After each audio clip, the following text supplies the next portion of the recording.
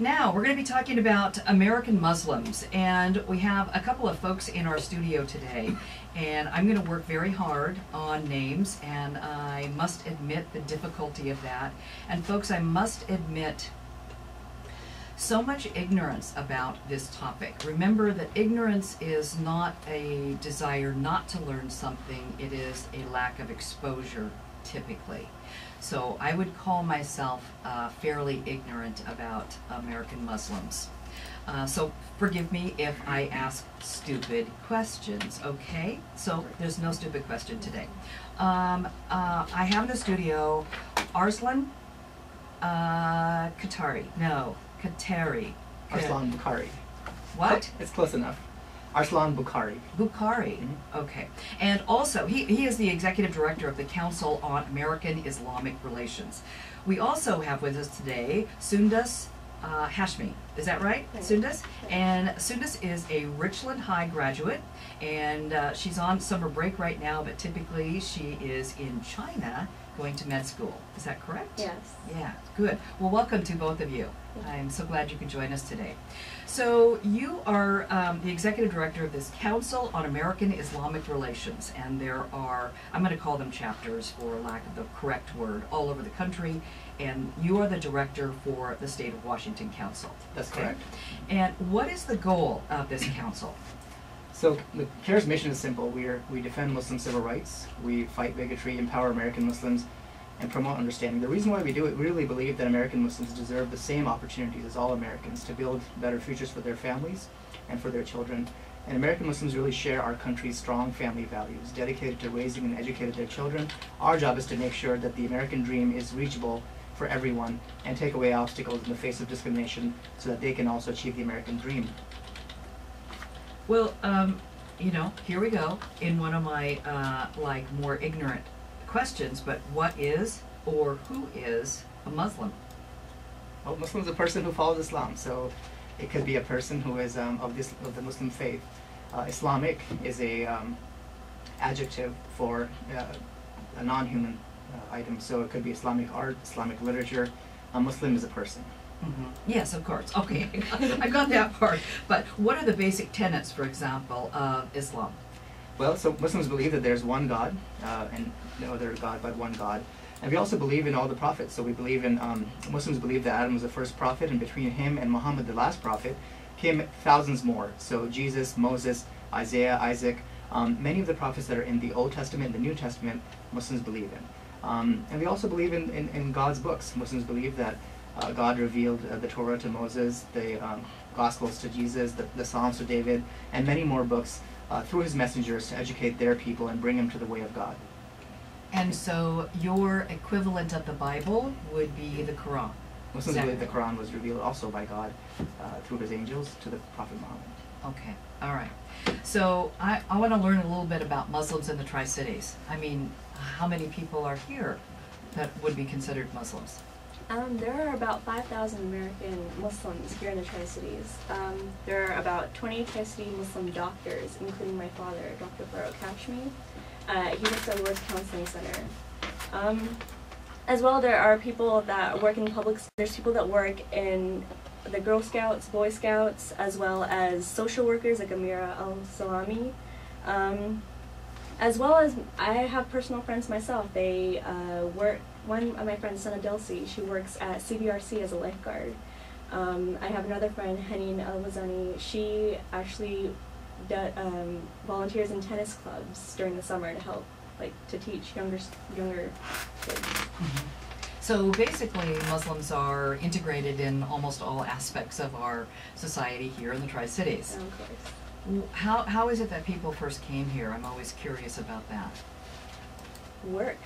Probably work. My dad came here because he was offered a job at Lourdes. So he's been working there, but he built off into Cadlick. He works in Cadlick. Now he has his own partnership with Eden Medical Center, and now they're actually branching out to Walla Walla. So they're all over the place. A lot of young American Muslims are actually coming to the Tri-Cities for work and to raise their young families because it's a growing population. So are they, I'm thinking that there are basically two interesting groups. So we have a group of what I would consider to be highly educated people who are coming here for science-related or medical-related jobs. But we also have a lot of refugees coming from other countries who are Muslims, don't we? Sure, it's a good mix of both, and I think what they all have in common is, just like all of us, they came here to chase the American dream. Many of them are on their way, and many of them have established themselves in the area, like Sundas's dad and other families who have been here for many years, and many who are still coming from other states, other cities, and they're all trying to achieve the American dream. And I think thousands more serve their own communities and nations every day. So not only are they making a good living or trying to establish themselves, they're also giving back to the community as part of their work. As Sundas mentioned, I mean, Amira Salami works for World Relief. She's helping new families get settled in, get used to life. Do things that we take for granted, like going shopping and applying for a driver's license. They're really helping out. Public school teachers like Sundas mentioned, Sabiha Khan at the school district over in Kennewick is inspiring the next generation of Tri-Cities. And American people. Mm-hmm. Well, so you paint that picture, which it basically is a very American picture, but I want to know, why do you think then that so many people are basically afraid of or hate Muslims? Why? It's got to be a lot of reasons why. I think one thing we've seen a lot is just misinformation about Islam is easy to find. If you Google something, you'll find a lot of misinformation. Whereas average, everyday people's voices are not being heard often, right? When was the last time you heard Sundas on the radio? When was the last time you heard her sister on the radio or on TV? And that's really the gap we're trying to fill. We're trying to make sure the average person... Well, what do you mean? So their voice speaking about being a Muslim, or their voice about speaking about sewer rates or the price of housing? Everything, okay. Everything. So as I mentioned, American Muslims are active in mainstream society as doctors, as real estate agents, as relief workers, as public school teachers, people heading over to Katrina, to Oso, now to TWISP, to help out in disaster areas, right? And so their stories need to be heard because there's thousands and thousands of them across the nation who are serving our country every day, inspired by their Islamic faith. And living out the Islamic faith by serving others and saving lives as law enforcement agents, as firefighters. My good friend Ahmed works for King County Search and Rescue. I haven't seen him on TV yet. And so that's our that's job. Not the measurement. Don't make that your measurement. So that's why I think that's the perception that's created yes. by the voices that are out there. Yeah. I think it's disproportionate. There's a lot of people out there. I mean, we don't just straight up, if we're doing something good, we don't straight up say, hey, we're Muslim, Yes. So there's a lot of people, even in Tri-Cities, like there's a lot of Bosnians. They don't look like your typical, per se, Muslim, I guess. So that's why people don't realize that those are Muslim. Yes. So there's no specific identity for a Muslim. A Muslim can be anybody, all walks of life. So we don't, when we do what we do, just our daily lives, we don't say, hey, it's because we're Muslim. It's just our way of life. Okay. All right. Okay, good. Yeah, thanks for asking that question. It's a very interesting one. It's one we hear pretty often. It's a common misconception. So lying, for any Muslim person, is a major sin. Lying is a major sin to anyone, whether they're Muslim or non-Muslim. So we do hear quite a bit about people saying that somehow you can't trust Muslims because they lie, but lying is a sin. So just like I'm sure for Christians and for Jews. And so we're taught to leave honest lies. We're taught to teach our children. My mom always taught me to be honest and work hard. She still does that even now. I hear that from her all the time. How are you doing at work? When's the next promotion happening? And being honest. So that's one thing that we hear often. Unfortunately, it's not true, but it's being pervaded quite a lot on the internet. All we can say is for people to just go to websites like ing.org/FAQ. ing.org/FAQ is a place where you can find questions like the gentleman had, and often that they're questions that are based on misperceptions, and it's good to ask those questions. I'm glad you asked. All right, good. And I want to encourage other people to call. Our number is 547-8726. We're going to take a break right now, but we have plenty more to discuss with our Muslim guests today. So stay with us here on Meet in the Middle. Welcome back to Meet in the Middle on this Thursday. My guests today are Arslan Khatari. He is the Executive Director of Council on American Islamic Relations for Washington. Also, Sundas Hashmi, and she is a Richland grad, and she's currently in medical school right now in China, but she's here on a nice little break. do you think about that? It's a good question. So we get that question often as well. So listeners can Google American Muslims condemn, you can say violence. You'll find about 1,000 hits on there because American Muslims have consistently condemned all violent criminal acts. There's no excuse for violence against civilians, right? We all agree on that. And American Muslims uphold the Constitution and follow our laws of the United States. So if you just Google it, you'll find it. It doesn't necessarily make it to the news. We try our best. We talk about our views and our values on shows like this, and we send emails to editors letting them know after events that happen. Here's how we feel. We have a pretty strong stance that no violence against any civilian is ever justified, no matter what. But the real story is that American Muslims share all American values and freedoms that we all cherish, knowing that we're all in this together. And thousands of American Muslims, thousands is a low estimate, 10 to 20,000 according to the DoD, of American Muslims served in our armed forces. Two of my uncles, the reason I moved to Seattle is because two of my uncles were over in Joint Base, what's now Joint Base Lewis and Clark, back then it was Fort Lewis. My brother-in-law was stationed over in Pearl Harbor. He retired from the left the military a couple of years ago, I think it was. So 10 to 20,000 American Muslims serve every day honorably in our armed forces, and their contributions also have to be part of the story. And many have made the ultimate sacrifice. I can name just offhand a few people that I remember.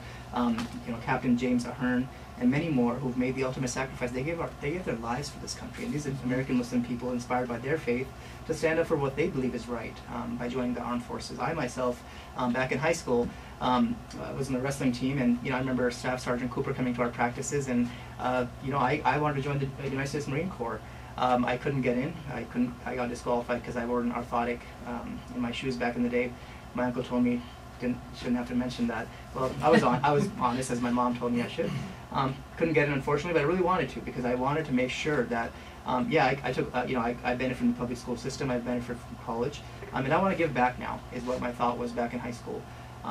So there's tens of thousands of American Muslims serving every day. Their contributions have to be recognized. We're part of the story. We're part of the American dream. We're part of the American story that's been told for 200 or so years. It's going to be told for many, many more years, and we look forward to that. And so basically, let me get right to the bottom line here. Sure. That's why you're here. That's why you're in the Tri-Cities, actually. And so share with us, what are you? You're here for a couple of days, but I know that you have been here before. You plan to come again. What is it that you're doing? What are you doing? Well, so I'll tell you a little bit about myself first. So I made it my mission, inspired by my faith, inspired by what my mom has taught me for many years, to give back. And I left my job at Boeing many years ago to volunteer my time all over the state of Washington.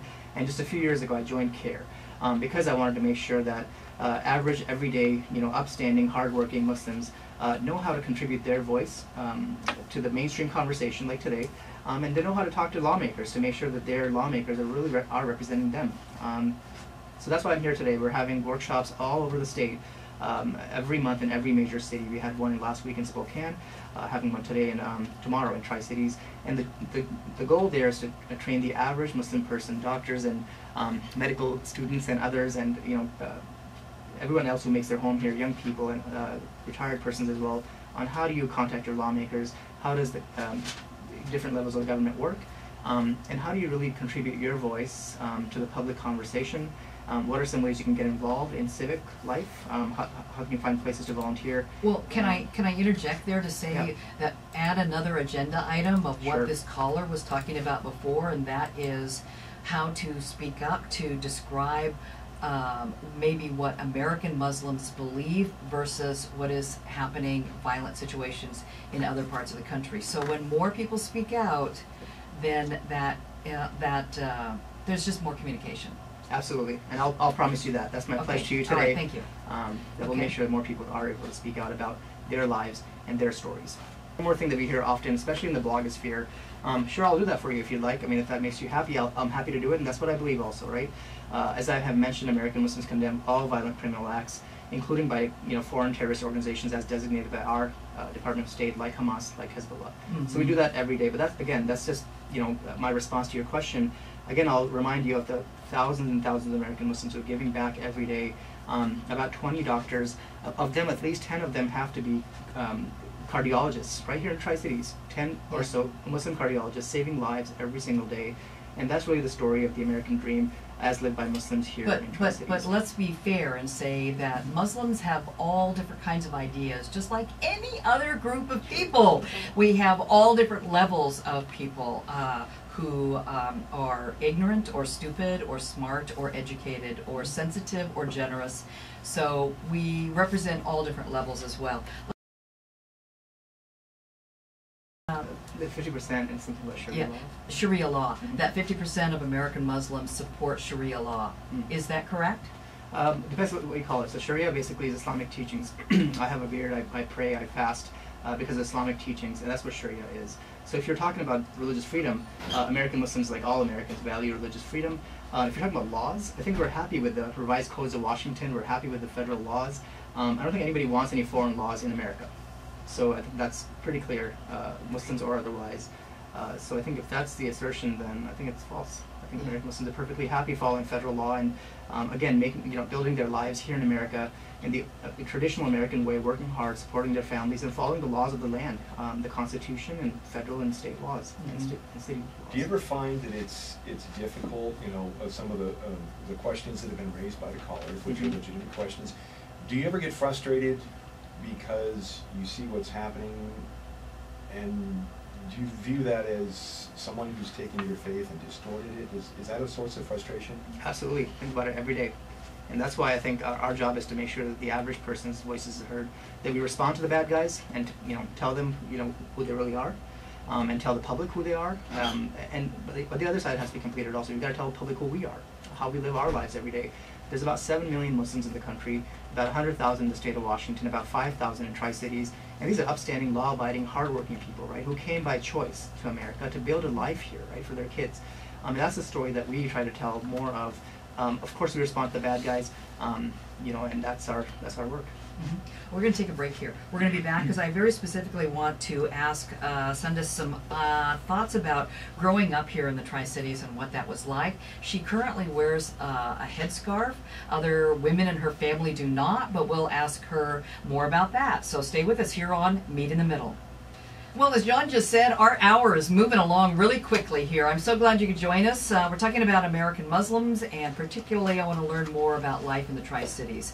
Sundus is here, and she graduated from Richland High School. She's now involved in medical school in China, which is an interesting life path in itself. But what was it like going to school here? Did you ever feel any discrimination from teachers, neighbors, other students? For the most part, not really. I mean, this was before I was wearing the headscarf. I started wearing the headscarf just a few months back in April. So I guess a lot of people actually considered me Hispanic. So they didn't even know I was Muslim. Okay. So when they would find out I was Muslim, I mean, in middle school, everyone, there's something to pick on. But, at one point someone would, point out, something not right. Like they would say something about my religion. Not teachers. My teachers at Richland High and Carmichael Middle School were amazing. Oh. They were very understanding, and they were very open-minded. But nothing really affected me to the point where it hurt me. Where I was like, I hate myself. I hate what people see in me, from my skin or from my religion. Honestly, I think that made me stronger. It's like people have these misconceptions, but I know the truth. And I am not what these insults are. I'm not, related to. But they haven't been that many. Okay, so no. So I think that life here in the Tri-Cities is pretty good. Yes. But we certainly all need to learn more. Why did you decide to start wearing the headscarf and you hadn't before? And I know your mother does, but your other sisters do not. Yeah. Well, honestly, I think I did my own research. Living in the Tri-Cities, I know 3 girls also wear the headscarf. That's some girls I went to school with. I didn't really think about wearing the headscarf, to be honest. I think probably my experiences in China maybe helped, because I go to school with a lot of Arab girls, and they wear the headscarf over there. And I guess I felt like, personally, I think I would have felt more accepted there by wearing it, because I was, a little paranoid about, like people saying stuff in America, even though I didn't really deal with it. Well, can you tell me what it means to wear the headscarf? It's about modesty. For me personally, I feel like if I hide my hair, people will pay attention more to what I have to say. I mean, I mean, I don't know, like, I guess it makes me different, but not in a way I want to be noticed. It's more like, think about other stuff other than the beauty you see, you know? Think about what I'm saying, think about the words coming out of my mouth. So that was a big thing. I've talked to, you know, across the country, I've talked to a lot of girls who also wear headscarves, and I'm like, how do they do it in America, you know? Because I never wore it in America. Up until now. This, just 2 months ago, was when the first time I came here, again, from China, and I started wearing it here. And I was scared at first, but I'm like, you know what? These people are so accepting. No one has said anything, and, you know, like, I feel confident wearing it out in public. That's nice to know. You had said before, Arslan, that we were invited to the mosque. Can you give us more of an invitation? I would like to learn more, and maybe others would too. I'd like to see inside of a mosque. Yeah, absolutely. So mosques are open to everyone. Most mosques, you know, have a Friday prayers at about 1:30 p.m. You'll find a good crowd and a very accepting crowd at most mosques across the country. There are two mosques in Tri-Cities. One is in West Richland on 2900 Bombing Range Road, and the other is in Kennewick, in South Kennewick, I believe it is. And there's about 50 or so mosques statewide. And so if you go to islamicfinder.org, punch in your zip code or your city and state, you'll find any mosque close to you nationwide. And as I mentioned, mostly on evenings and certainly on Friday afternoons at 1:30 or 12:30 during daylight savings time, you'll find a crowd there. You might find some good food as well. And they're not members only. They're open to the public to come and observe and join in if they'd like. Thank you both for joining us today. We have certainly learned a lot in this hour, and I don't feel anywhere near as ignorant as I did at the beginning of our conversation. So thank you. I really appreciate that.